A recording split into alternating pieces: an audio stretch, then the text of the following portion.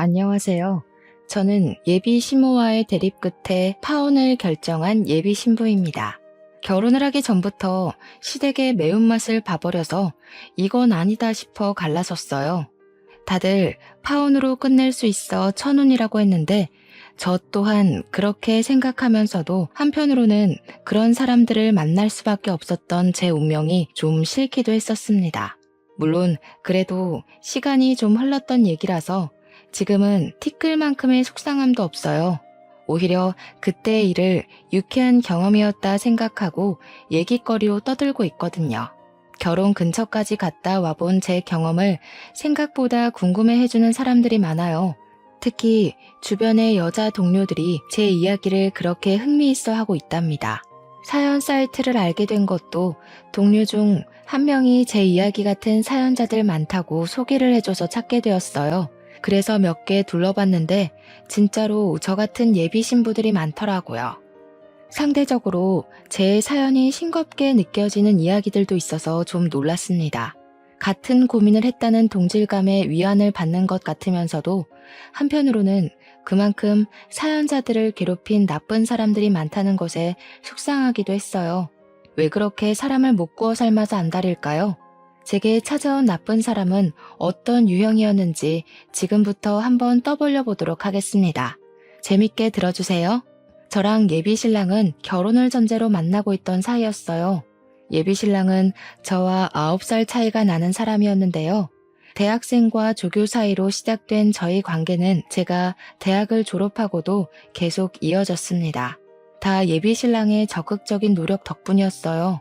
예비 신랑이 제 졸업식 때 프로포즈를 해줬거든요. 프로포즈 때문에 저희 관계가 더욱 돈독해진 건 맞지만 일단 저는 그 청혼에 대해 고민이 많았습니다. 결혼에 대해 잘 몰랐던 저는 그 청혼을 받아들이긴 했지만 급하게 결혼하고 싶지 않다고 예비 신랑한테 의사 표현을 확실히 했었어요.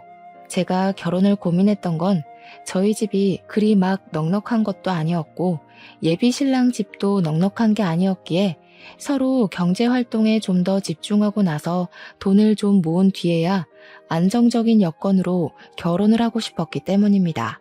정말 준비된 게 아무것도 없었거든요. 제 의견에 예비 신랑이 좀 서운해하는 기색이 있었지만 제 뜻을 흔쾌히 따라주었어요. 저를 기특하게 봐주기도 했습니다. 예비 신랑의 지지하에 저는 대기업을 목표로 취업 준비를 했어요. 예비 신랑은 제게 손수 간식이랑 도시락까지 사주면서 외조를 해주었습니다. 그땐 행복했어요.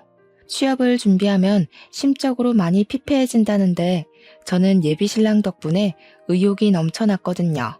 그렇게 잘 지내던 저희 사이에도 한 번의 방지턱이 찾아왔었는데요.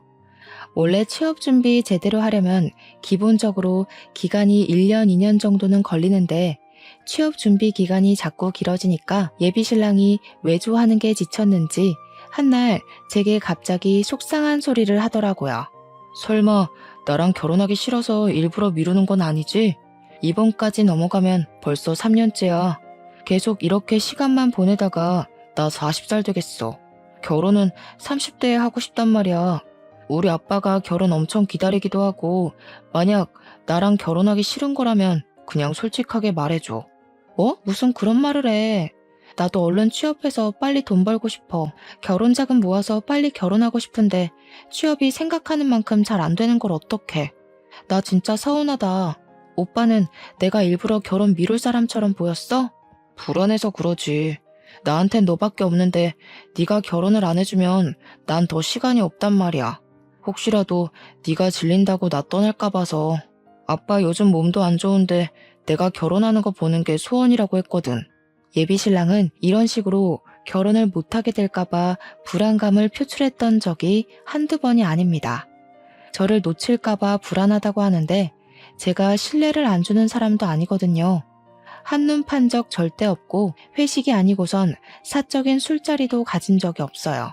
회식도 예비 신랑한테 꼬박 알려주고 최대한 1차만 참석하고 빠져나왔습니다. 저는 휴대폰 잠금도 안 해요. 예비 신랑이 한 번씩 제 폰을 볼 때도 저는 찔릴 게 없으니까 선뜻 내버려 두기도 했습니다. 예비 신랑이 다른 부분에선 저를 믿어주는 것 같은데 유독 제 취업은 참 못 기다리더라고요. 물론 예비 시부가 몸이 안 좋아서 결혼을 빨리 하고 싶단 말을 하긴 했었어요. 근데 저는 결혼을 그런 식으로 준비도 없이 얼렁뚱땅 저지르고 싶진 않았습니다. 제가 취업하고 돈을 모으면 결혼한다고 했더니 예비 신랑이 그때부터 저보다 제 취업에 더 심혈을 기울이더라고요. 한참 사랑이 불타오를 때는 예비 신랑이 어떤 사람인지 알 겨를도 없이 좋기만 했거든요. 그러나 서로에게 익숙해지고 당연해지고 나서부터는 예비 신랑을 만나면 만날수록 불안한 게 참 많은 사람이구나라는 걸 느끼긴 했어요. 그리고 생각보다 현실적이고 부정적인 의사 표현도 많이 한다는 걸 점점 알게 되었습니다. 저보다 9살이나 많은 사람이다 보니까 저한테 알려주고 싶은 것도 많아 보였어요. 다들 이런 걸 꼰대라고 하더군요. 하지만 저는 이런 점까지 예비 신랑에게 고맙기만 했고 예비 신랑이 저를 사랑하는 마음만큼은 갈수록 적극적이고 솔직해서 예비 신랑의 단점 부분도 이해하려고 많이 노력했습니다. 그런데 취업 문제는 어쩔 수 없이 예민할 수밖에 없는 영역인데 예비 신랑이 자꾸 옆에서 한 소리씩 넣어주니까 그건 좀 스트레스로 오더라고요. 그래도 다 날 위해서 조언해주는 거라 생각해서 제가 필요한 잔소리만 걸러서 들었어요. 제 입장에서는 예비 신랑이 스트레스지만 예비 신랑 입장에서는 결혼을 늦추는 제가 골칫거리 아니겠습니까? 우리가 고작 이런 문제로 헤어질 만큼 얕은 사이도 아니고 그저 둘 다 예민한 시기이기 때문에 잠깐 권태기가 올랑말랑 하는 거라 생각했어요. 최대한 자비를 갖고 하루하루 지냈습니다. 그러던 어느 날 예비 신랑에게 고비가 닥쳐왔는데요. 예비 시부가 돌아가시면서 예비 신랑뿐만 아니라 예비 시댁 자체가 정말 많이 힘들었습니다. 특히나 제 마음을 좀 불편하게 만들었던 부분은 예비 신랑이 예비 시부가 살아계실 때 결혼하는 모습 보여주고 싶어 했다고 했잖아요. 제 고집 때문에 예비 신랑이 다시는 그 꿈을 이루지 못하게 되어서 제가 혼자 얼마나 죄책감을 느꼈는지 모릅니다. 그래서 더 예비 시부 영정사진 앞에서 고개를 들지 못했어요. 훨씬 더 번듯하고 자리 잡은 며느리감으로 당당하게 인사를 드리려고 했지 절대 이런 식으로 첫인사를 드리려던 게 아니었거든요. 그날은 예비 신랑을 감히 위로하지도 못하고 옆에 묵묵히 있어주기만 했습니다. 그리고 예비 시부 장례식에 갔으니 당연히 준비 없이 예비 시모까지 만날 수밖에 없었는데요. 저랑 예비 신랑이 아무것도 결정한 게 없어서 그렇지 결혼을 전제로 만나고 있긴 했으니까 인사를 정중하게 드려야 될 것 같았어요.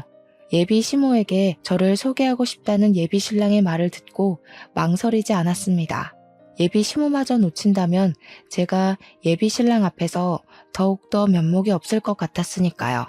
예비 시모 첫인상은 좀 퉁퉁한 편에 웃음이라고는 없을 것 같은 어두운 상이었습니다. 예비 신랑이 저를 인사시켜주는데 경황이 없어 그런지 예비 시모가 정말 딱 제 인사만 받고 다른 사람들만 신경을 쓰더라고요.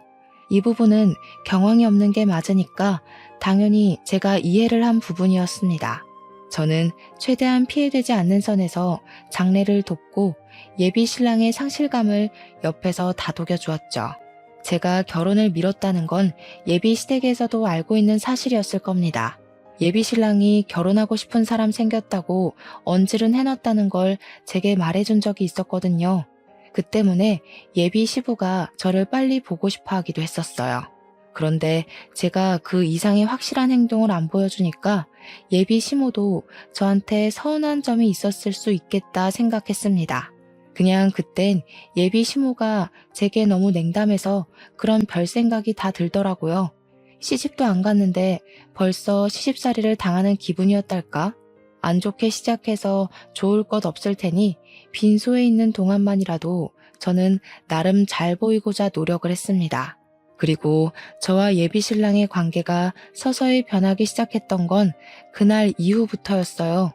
예비 시부가 돌아가시고 홀로 있는 예비 시모가 걱정됐던 예비 신랑이 저와의 약속을 점차 줄이려는 게 눈에 보이더라고요.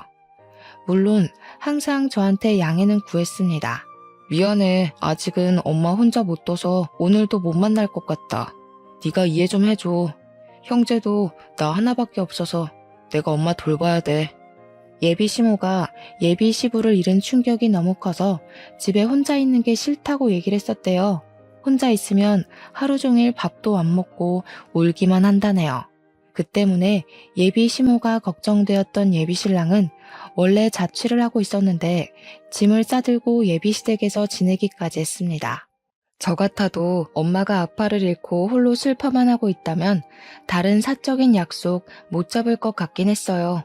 자식 마음이 다 그런 거 아니겠습니까? 그래서 부모를 걱정하는 예비 신랑의 마음도 충분히 공감되었어요. 그런데 그렇다고 예비 신랑과 아예 만남을 끊은 건 아니라고 봤습니다. 제가 취업 준비를 해야 해서 원래도 잘 못 만나고 있던 중이었거든요. 그런 상황에서 더 못 만나게 되니까 아예 안 보는 것과 같더라고요. 우리가 결혼할 사이가 맞나? 싶기도 했어요. 오히려 예비 신랑이 곁에서 완전히 사라진 것 같으니까 취업 준비도 더 안 되었어요. 자꾸만 저도 모르게 딴 생각을 하고 있더라고요. 당연히 좋아하는 사람이니까 걱정이 되잖아요. 근데 예비 신랑의 상황이 상황인지라 계속 만남을 고집할 수도 없고 조를 수는 더더욱 없어서 한없이 이해만 해주었는데요. 한 번씩 연락을 하면 예비 신랑은 늘 같은 말만 했어요. 예비 시모 얘기를 꺼내면서 출퇴근 말고는 시간을 내기가 곤란하다고 말이죠. 못 만나는 것도 걱정이었지만 더 신경 쓰였던 건 예비 신랑도 많이 우울하고 힘들어 보였다는 겁니다. 예비 시모야 당연히 반평생 함께한 배우자를 보냈으니 힘들겠죠. 근데 그건 자식도 마찬가지잖아요. 예비 신랑이 예비 시모만 보필하느라 정작 자기 슬픔은 감추고만 있는 것 같아서 안쓰러웠습니다. 그런데도 제가 할 수 있는 건 전화나 메신저로 위로하는 것밖엔 없었어요. 결혼할 사람이고 인연으로 묶일 집안이기는 하지만 냉정하게 말하자면 아직은 저랑 상관없는 집이기 때문에 저는 제 할 일이 우선이긴 했습니다. 그래서 예비 신랑에게 만나자는 말은 더더욱 안 하게 되었어요. 저희는 그렇게 2개월 정도 강제로 못 만났습니다. 예비 시부 돌아가시고 나서는 제가 항상 먼저 예비 신랑에게 연락을 했었는데 어느 날 웬일로 오래간만에 예비 신랑한테서 먼저 전화가 온 적이 있었어요.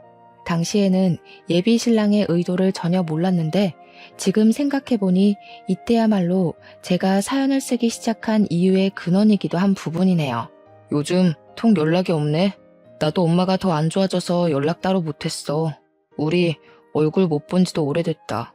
이러다가 결혼 못하게 될까봐 갑자기 걱정이야. 취업 준비는 잘 돼가? 집중하려고 노력 중이야. 어머님 더 안 좋아지셔서 어떡해? 오빠 혼자 보필하는 것도 많이 힘들겠다. 오빠 쉬지도 못하지? 일할 때는 또 어머님 혼자 두고 나가야 되니까 얼마나 불안하겠어. 도움이 못 돼줘서 미안해. 웬만하면 괜찮다고 말해주고 싶은데 진짜 힘들어서 차마 그 말은 못하겠다. 그보다 우리 결혼이 더 걱정이지 않니? 이대로면 그냥 자연스럽게 헤어질 것 같아서 내가 좀 생각을 해봤거든. 내가 따로 시간 내서 밖에는 못 나가니까 네가 우리 집에 오는 게 어때? 엄마는 방에서 꿈쩍 안 해서 불편한 건 없을 거야. 처음 예비 신랑의 제안을 들었을 땐 당황스러웠습니다. 예비 시모한테 인사를 정식으로 올리지도 못했고 장례식장 때 나타나는 바람에 도리어 이미지만 안 좋게 찍힌 것 같은데 예비 시댁으로 오라니요. 다른 것보다 예비 시모의 존재가 마음에 걸려서 선뜻 예비 신랑 말에 대답을 못했습니다. 그렇다가도 예비 신랑이 혼자서 많이 고생하는 게 느껴져서 마음이 쓰이긴 했어요.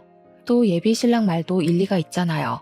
제가 가주지 않는 이상 결혼은커녕 이대로 헤어질 게 뻔해 보였는데 그때는 작별이란 거 염두에 두지 않았을 때거든요. 그래서 결국 제가 예비 시댁으로 가는 걸 수긍했던 겁니다. 그때부터 저랑 예비 신랑은 일주일에 한 번씩 예비 시댁에서 만남을 가졌습니다. 예비 시모는 여전히 상실감 때문에 상태가 많이 안 좋은 상황이었어요.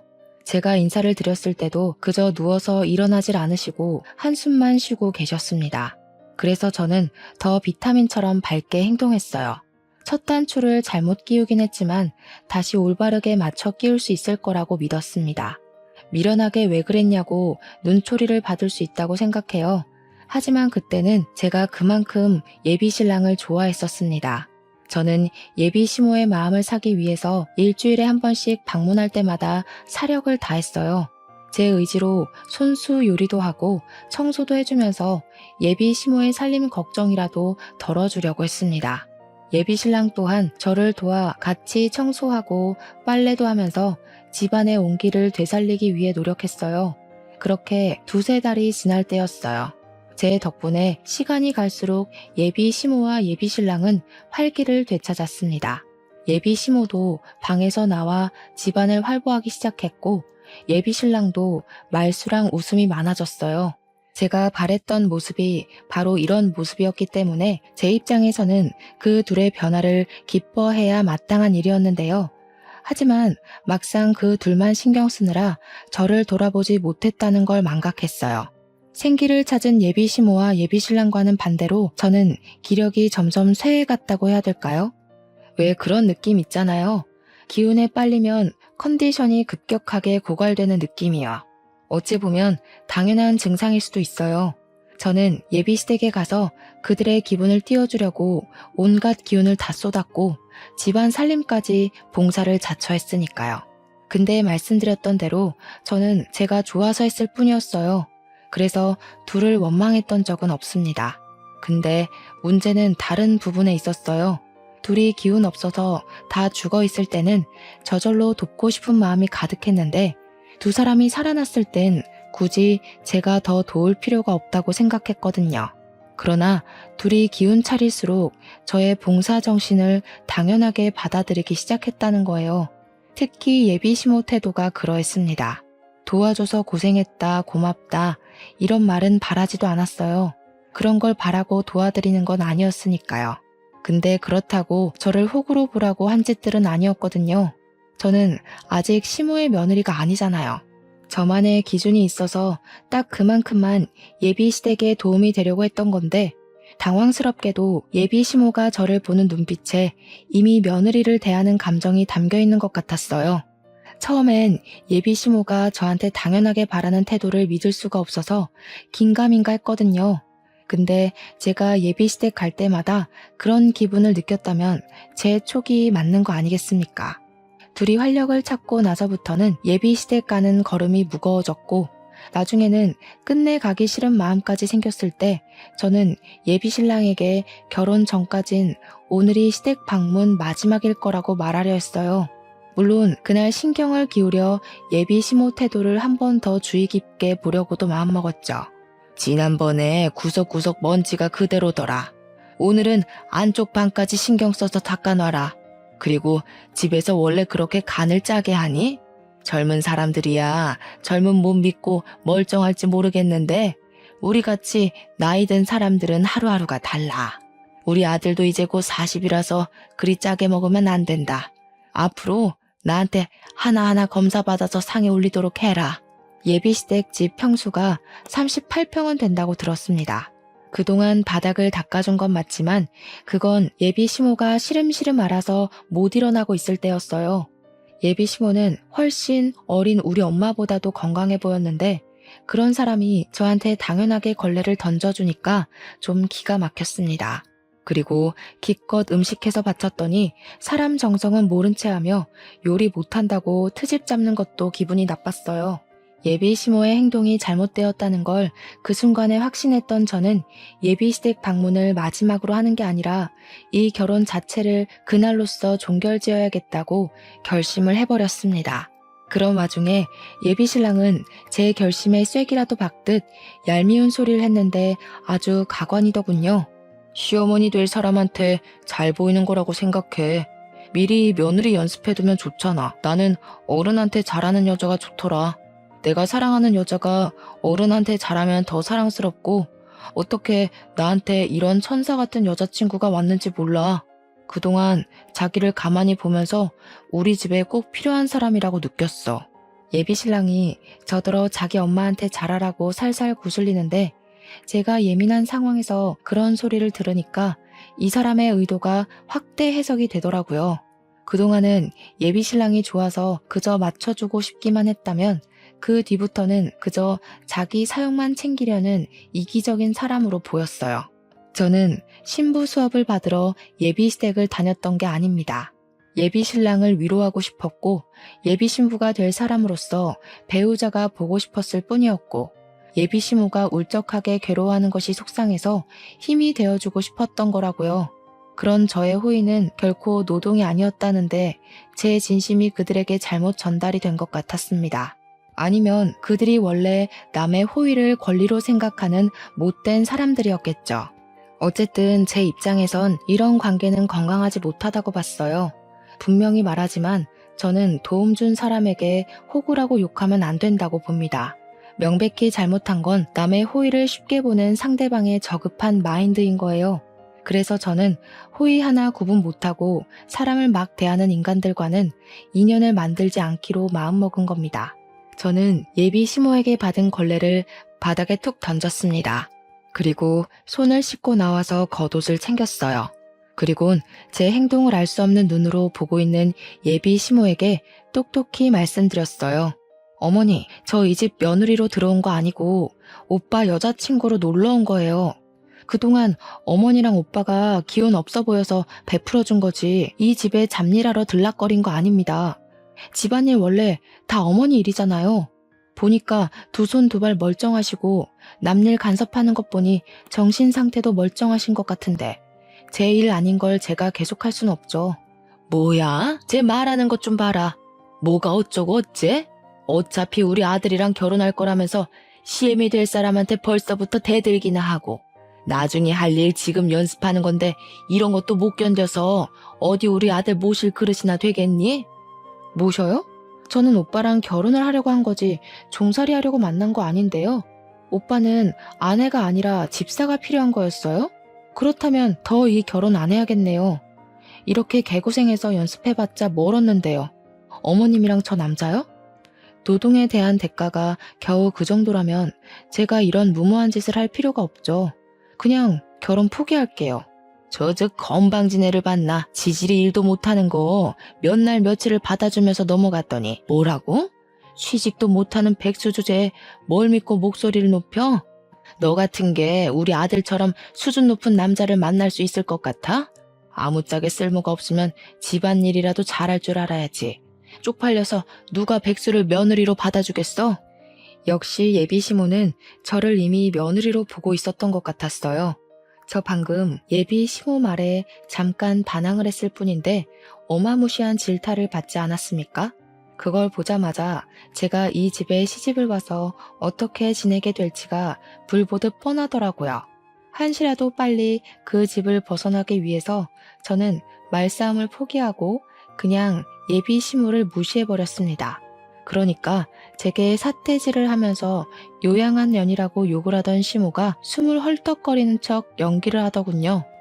저는 신경 쓰지 않았어요. 예비신랑 앞에서는 예비시모가 한 번씩 저렇게 약한 척하는 걸 알고 있었거든요. 그때 예비신랑이 제 앞을 막았는데요. 역시나 예비시모한테 눈이 멀어있던 예비신랑은 저의 잘못밖에 보이지 않았나 봅니다. 무슨 짓이냐고, 왜 이러냐고 강하게 나오더라고요. 무슨 짓이긴 다신 이 집에 발 안 들이려고 대담하게 표현하는 짓이지. 막상 오빠랑 결혼놀이 비슷한 걸 해보니까 이 집에 들어왔다간 나만 산송장 될 것 같아서 결혼 안 하려고. 미리 체험해보길 잘했다. 몰랐으면 감정은 상할 대로 상하고 이혼녀 되고 죽을 때까지 아픈 손가락으로 남았을 텐데. 무슨 소리라는 거야? 지금 우리 엄마 때문에 산송장 될 것 같다고 하소연하는 거냐? 우리 엄마 아빠 보낸 지 겨우 3달 됐어. 사지 멀쩡하다고 정신까지 멀쩡하겠어? 어떻게 아픈 사람을 이런 식으로 대할 수가 있어? 이럴 거면 처음부터 간병하겠다고 돕지를 말던가. 오빠도 알고 있네. 난 이 집에 당연한 사람이 아니라 그저 도움을 준 사람이라는 거. 그냥 오빠랑 계속 안 보다가 헤어졌어야 했어. 대체 오빠한테 멀쩡한 사람 기준은 뭐야? 대체 어떻게 정신이 나가면 며느리도 아니고 아무런 상관도 없는 나한테 뻔뻔스럽게 노동을 강요해? 오빠는 내가 오빠 엄마 손에 하인처럼 굴려주길 바랬어? 결혼을 하려면 나도 좋고 오빠도 좋아야지. 이건 오빠만 좋은 짓이잖아. 취업 준비로도 안 생기던 다크서클이 예비 시댁을 들락거리면서 생겼다고 예비 신랑한테 얼굴을 들이밀며 보여줬더니 예비 신랑이 당황해서 한 발자국 물러나더군요. 그런 예비 신랑에게 결혼은 없던 일로 하자고 말한 뒤에 집을 나왔습니다. 예비 신랑이 그 어떤 대답을 하지도 않고 그날 하루 연락도 없었지만 저는 당연히 작별을 한 거라고 생각했어요. 그런데 한 이틀 뒤에 예비 신랑한테 전화가 오기 시작하더라고요. 안 받았습니다. 문자 오는 것만 봤는데 저한테 눈 부릅뜨고 예비 시모 편들 때는 언제고 절절 매달리며 제발 만나자고 난리가 났더군요. 황당하게도 전화는 예비 시모한테서도 왔습니다. 예비 신랑이면 몰라 제가 예비 시모 연락을 받아야 되는 이유가 뭐 있겠습니까? 며느리도 아니고 며느리 될 사람도 아니고 파혼을 한 이상 남일 뿐인걸요. 그래서 예비 시모 연락처는 아예 수신 차단해버렸어요. 그러니 웃기게도 예비 신랑이 제 자취방을 찾아왔더라고요. 오밤중에 급히 문을 두드리길래 뭔가 싶어 문을 열었더니 예비 신랑이 울먹거리고 있었습니다. 그러면서 다급하게 하는 말에 좀 당황했어요. 엄마가 약을 드셨어. 너 때문에 혈압까지 높아졌다고. 네가 그날 그렇게 나가서 엄마가 얼마나 열이 올랐는지 알아? 너만 아니었어도 엄마가 쓰러지는 일은 없었어. 당장 우리 엄마 책임져. 제가 뭘 했다고요? 며느리도 아닌 제가 그 집안일 내팽개치고서 박차고 나왔다고 뒷골이 당겨 넘어가더니 이걸 놀라 자빠져줘야 하나 모르겠더라고요. 일단은 예비 신랑을 마주하니까 표정이 곱게 만들어지지 않은 건 사실이에요. 제가 무감하게 서 있기만 하자 예비 신랑은 제 멱살까지 잡고서 흔들었습니다. 예비 시모는 예비 신랑이 출근한 사이 약을 먹은 듯했고 예비 신랑이 퇴근하고 와서 쓰러져 있는 예비 시모를 발견했다고 했어요. 나 때문에 병원에 실려간 거니까 당장 같이 가자는 예비 신랑의 말을 무시하고 경찰에 신고하려 했지만 예비 신랑이 너무 울어서 2차 사고까지 발생할 것 같더라고요. 그래서 저는 할 수 없이 병원을 같이 갔고 병실에 누워 안정 취하고 있는 예비 시모를 보았습니다. 예비 시모는 저를 보자마자 이놈 하면서 못 가누는 몸을 움직여 잡히는 대로 던지기 시작했어요. 그러니 같이 병실 쓰는 주위 사람들이 저를 정말 썩을 년인 줄 알고 쳐다보더라고요. 그새 뭐라고 짓거려 놓았나 보죠. 여기가 어디라고 찾아와? 너 같은 건 우리 집 며느리로 절대 인정 못한다. 며느리 노릇도 못 견딜 거면 뭐하러 내 아들이랑 붙어먹어? 싹 수 없게 어른 앞에다 걸레나 툭툭 던지고 너 같은 며느리 때문에 나라가 망하는 거야. 돈도 안 벌면서 우리 아들 등골 빼먹을 궁리만 했지? 내 착한 아들이 아무것도 모르고 이것저것 다 해주니까 만만했냐? 꼴도 보기 싫으니까 꺼져. 베개나 칫솔, 쓰레기 뭐 이런 건 던지더라도 질량이 가벼워 제가 있는 거리까지 닿지는 않았는데요. 물이 반쯤 든 물통은 힘을 제대로 받아서 제 얼굴까지 날아왔습니다. 눈을 정통으로 맞았더니 그제야 예비 신랑이 예비 시모를 말리면서 저더러 일단 밖에 나가 있으라고 소리를 치더라고요. 어처구니 없었고 화가 치밀어 올랐지만 다른 환자들이랑 보호자들 생각해서 일단 밖으로 나갔어요. 눈 주위가 따끔거려 휴대폰으로 확인했더니 피부가 살짝 찢어진 걸 발견할 수 있었습니다. 짜증이 솟구쳤던 저는 속으로 삭히기만 하면서 간호사가 있는 카운터로 찾아갔어요. 몇 호실 보호자라는 걸 밝히고 따로 부탁을 해 가볍게 치료를 받았습니다. 그때 저를 치료해준 간호사가 무슨 일 있는 거냐고 묻더라고요. 이미 간호사들도 난동의 주인공이 예비 시모라는 걸 알고 있었는데 그 내막까지는 차마 몰라서 궁금해하고 있었습니다. 저는 숨길 거 없다고 생각했어요. 어차피 더 이상 저랑 관련 없는 사람들이고 제가 잘못한 건 더더욱 없었기에 남의 귀로 제 이야기가 들어가는 것에 거리낌이 없는 상태였어요. 그래서 제 상황과 제 입장을 따로 설명 주었습니다. 그랬더니 주위에 있던 다른 간호사들까지 다들 미래의 며느리 될 사람들이다 보니까 대동단결해서 같이 화를 내주더라고요. 그러면서 제게 슬쩍 말해두는 사실이 하나 있었는데 지금 생각해도 이 사실은 창피하고 웃긴 일이라고 봐요. 간호사가 하는 말이 예비 시모가 약을 먹고 실려왔다고 진단이 되어 있다는데 그게 다 뻥이라고 하더라고요. 약 먹고 의식을 잃은 환자들은 특히나 시간이 더 금이고 위세척만 하면 살릴 수 있기 때문에 병원에서 난리가 났었다는데요. 정작 수술을 진행하러 들어갔더니 예비 시모 위가 너무 깨끗한 데다가 맥박은 물론 혈압까지 정상 수치라서 김이 팍 샜었다고 합니다. 수면 마취만 하고 잠만 자고 일어난 거래요. 의사가 예비 시모더러 그만 퇴원해도 된다고 했는데 예비 시모가 계속 약 먹고 정신 잃었었다고 끝도 없이 고집 부려서 병실에 있는 거라고 했습니다. 제가 치료받으러 찾아오기 전까지만 해도 간호사들끼리 이미 예비 시모 험담을 몰래 하고 있었다더라고요. 그렇다고 환자인 예비 시모에게 공직자들이 뭘 할 수 있는 건 아니었고 대신 다른 병실에 양해를 구해줄 테니 잠깐의 소란은 피울 수 있도록 허락해 준다고는 했습니다. 저는 딱히 소란 피울 생각은 없었지만 간호사들이 용기와 기회를 주니까 잠시 가라앉던 분노가 다시 솟구치더라고요. 그래서 다시 병실을 돌아갔고 예비 시모 침대 쪽에만 커튼이 쳐져 있는 걸 보았습니다. 아까까지만 해도 제게 욕을 할 것처럼 쳐다보던 주위 환자와 보호자들의 눈빛이 좀 달랐는데요. 일단은 저를 향한 태도가 유순해졌다는 것이 느껴졌어요. 그 이유는 제가 커튼 가까이 다가가고 나서 눈치챌 수 있었습니다. 커튼 안에서 예비 시모와 예비 신랑이 수상하게 속닥거리는 대화가 들리더라고요. 엄마, 자꾸 이러면 젊은 애 못 들여와. 내 나이 곧 40이야. 그나마 9살 차이인 제가 제일 젊은 며느리일 거라고. 무슨 말인지 모르겠어? 나중에 엄마 늙으면 며느리도 같이 늙을 건데 골골대는 며느리가 엄마 보필이나 제대로 할 것 같아? 지금 엄마 봐줄 젊은 사람으론 제가 딱이라니까. 조금만 맞춰줘봐, 응? 취업을 해야 결혼한다고 했다면서. 취업 못하는 게 아니라 일부러 안 하고 있는 거 아닌지 제대로 확인해봐. 요즘 젊은 아가씨들은 자기 손에 안 보고 남편 돈만 받으면서 속 편하게 살려고 한다던데. 걔도 너 이용하는 걸 수도 있어. 그런데 내가 그 여시 같은 꼴을 그냥 지켜보라고? 엄마 제발, 그건 나중에 진짜 며느리 돼서 잡으면 되잖아. 일단은 쟤를 우리 집에 들이는 게 더 중요한 거라니까. 이팔 청춘 아가씨가 어디 구하기 쉬운 줄 알아? 내 나이면 어디 하나는 골병난 아줌마거나 말 많은 아줌마들밖에 못 데려와. 나도 늙고 며느리도 늙으면 누가 엄마 보필하겠어?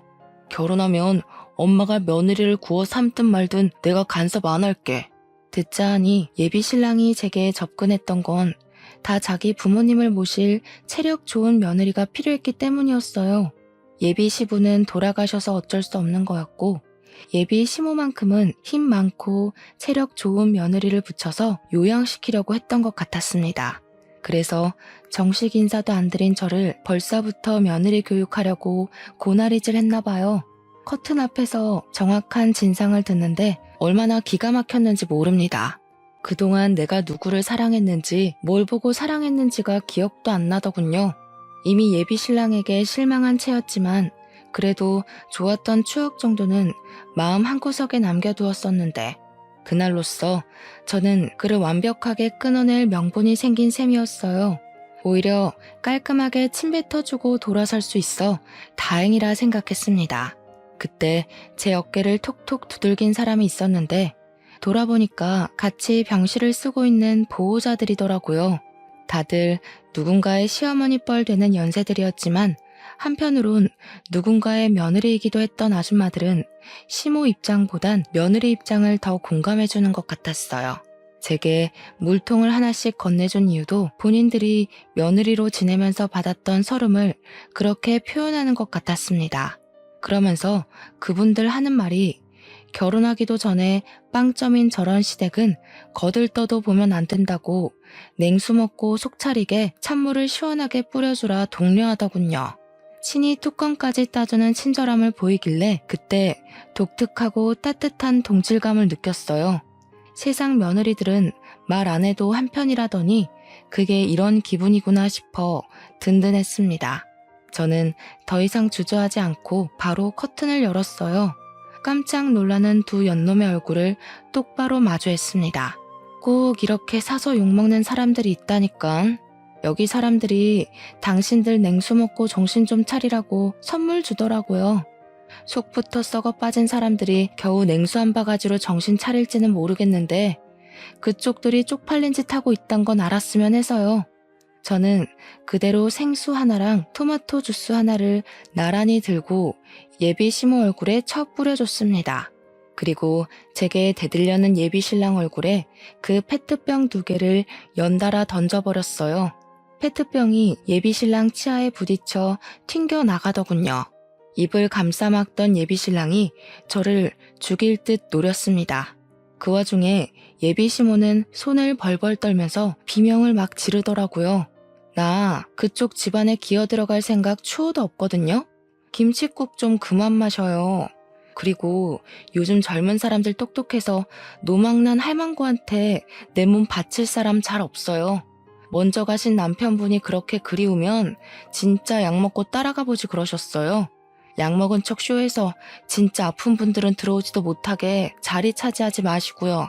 약 먹고 쇼하는 거라는 사실이 밝히니 병실아는 이제 대놓고 예비 시모와 예비 신랑을 향해 쌍심지를 켜기 시작했어요. 아깐 잘 몰라서 저를 보는 눈이 많이 사나웠는데 이젠 그 눈들이 제 뒤를 든든하게 살려주고 있었습니다. 그때 예비 신랑이 화나서 저를 강제로 끌고 나가려고 했어요. 그러자 놀랍게도 다른 보호자들이 나서서 예비 신랑에게 달려들었고 손버릇까지 더러운 놈이라 욕하며 예비 신랑 등짝을 뚝까 패기 시작했습니다. 저를 당장 예비 신랑 소나기에서 떨어뜨려 주셨어요.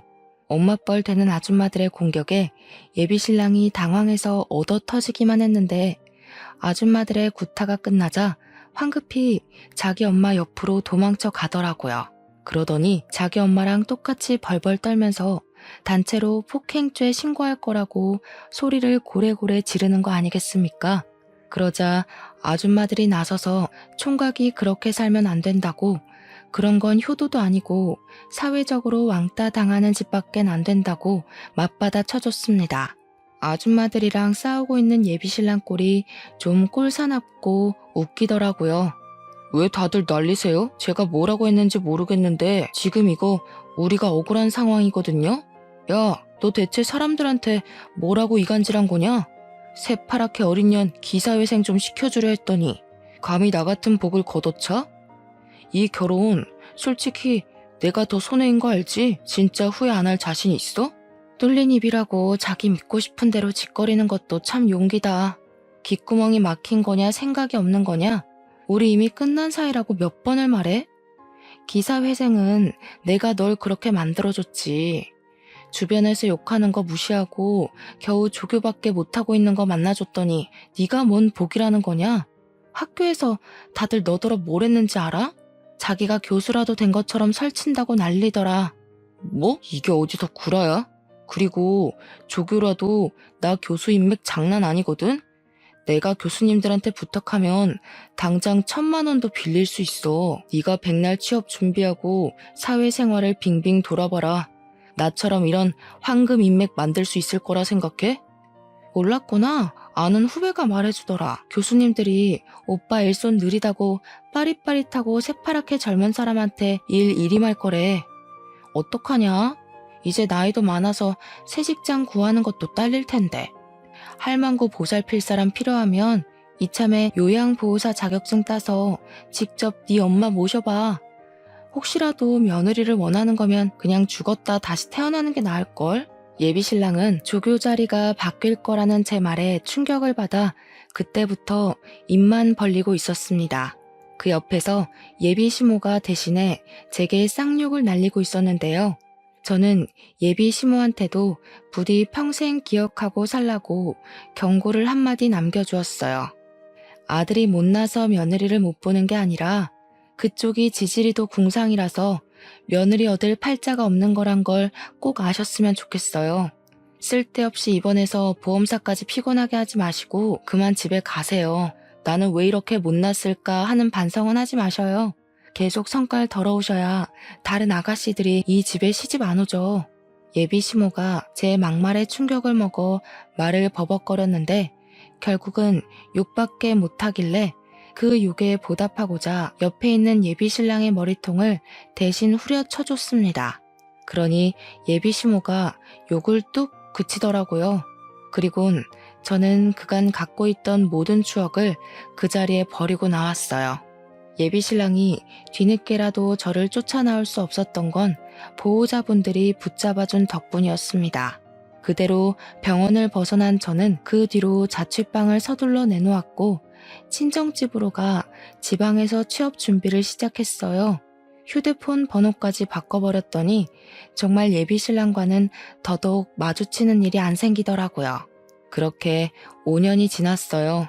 지금까지도 저는 예비 신랑과 예비 시모를 코빼기도 본 적이 없습니다. 지방에서 일을 하고 있지만 한 번씩 서울에 가는데도 두 사람을 마주친 적은 없었어요. 그래서 어떻게 살고 있는지는 모릅니다. 그러나 분명한 건 저를 만났던 순간보다 잘 살고 있진 않을 거예요. 원래 못된 사람들은 나이 들수록 더 욕심과 고집이 강해지는 법이거든요. 그런 사람들의 결말은 하나같이 망조라고 봐요. 아마 그들은 앞으로도 계속 찾아오는 기회나 행운을 스스로 뻥 차버리다가 생을 끝내게 될 거라고 생각합니다. 그래서 지금은 과거의 그날이 그저 하나의 인생 경험으로만 남아있어요.